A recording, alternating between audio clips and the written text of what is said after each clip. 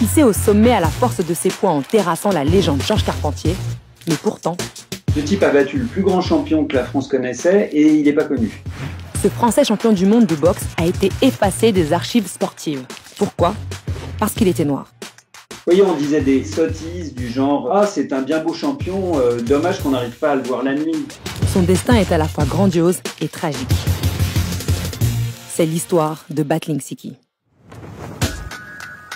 Battling Siki naît Baïfal en 1899 au Sénégal, alors colonie française. Kidnappé ou vendu à une danseuse hollandaise, Siki arrive en France dans des conditions mystérieuses et se retrouve plongeur dans un café de Marseille à l'adolescence. Mais sa vie bascule lorsqu'il file un coup de poing à un client ivre qui voulait se battre avec lui. Il y aurait eu dans le public un entraîneur de boxe qui lui aurait dit « Toi, tu as quelque chose » et c'est lui qui l'aurait appelé Siki. Siki monte sur le ring et enchaîne les victoires avant de s'engager aux côtés des tirailleurs sénégalais durant la Première Guerre mondiale.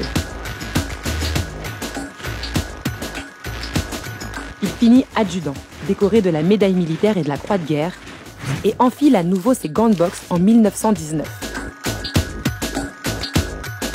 Il met KO tous les champions d'Europe qu'il affronte. 43 victoires sur 46 en moins de 4 ans. Sa technique? Une posture qu'il aurait empruntée à la lutte sénégalaise, sport traditionnel dans son pays d'origine.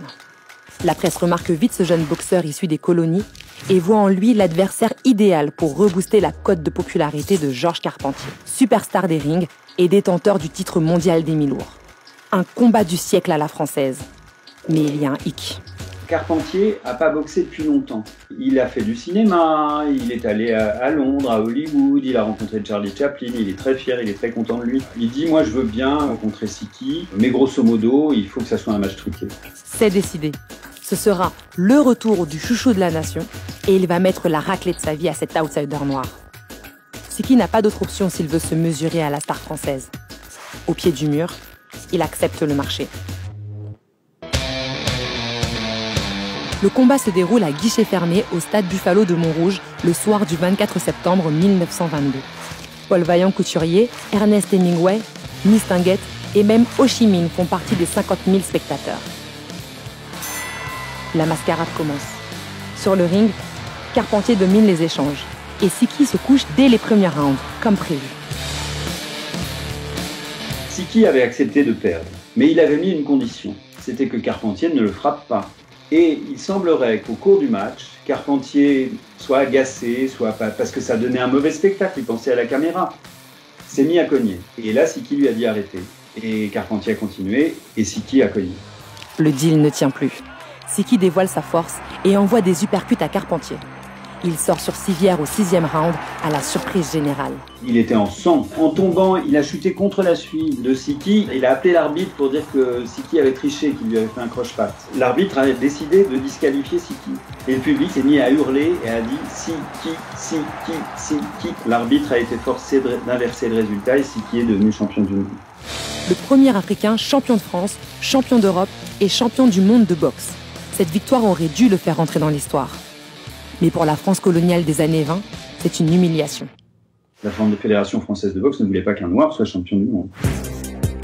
Ils ont essayé de le disqualifier en disant qu'il se droguait, en disant qu'il avait une petite amie mineure. Ils l'ont accusé de conduite antisportive et ils l'ont déchu de son titre. Le grand Battling Siki l'indomptable devient la risée de la presse française et internationale.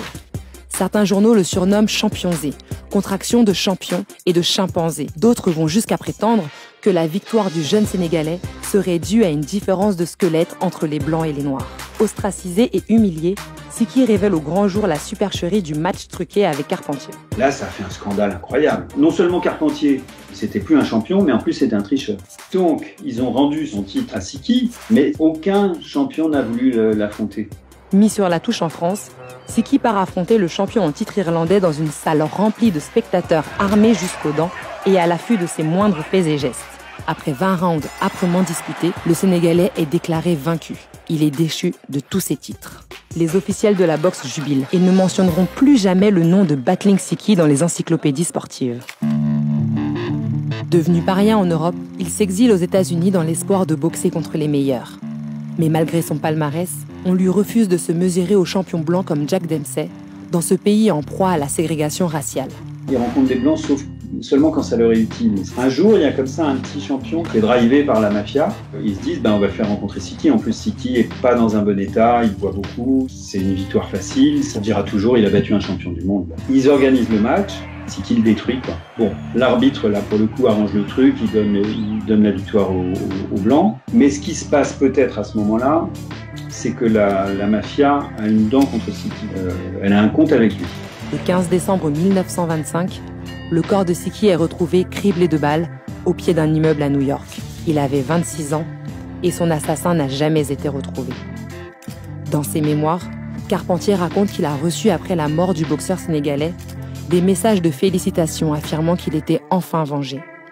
Gloire nationale, il décédera à Paris à l'âge de 81 ans et sera intronisé au temple de la renommée de la boxe internationale. Siki, lui, a sombré peu à peu dans l'oubli et ses cendres n'ont été rapatriées au Sénégal que 60 ans après sa mort.